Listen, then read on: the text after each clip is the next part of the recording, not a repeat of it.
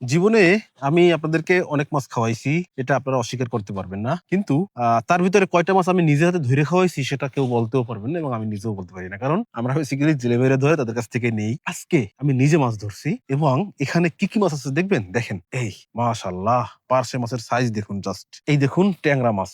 ট্যাংরা মাছের সাইজ দেখুন। মাশাআল্লাহ কি সুন্দর। একদম সুন্দরবনের অরিজিনাল অথেন্টিক স্বাদের মাছ যেগুলো হচ্ছে কোনভাবেই ফিড খাওয়ানো না। ন্যাচারাল মাছ।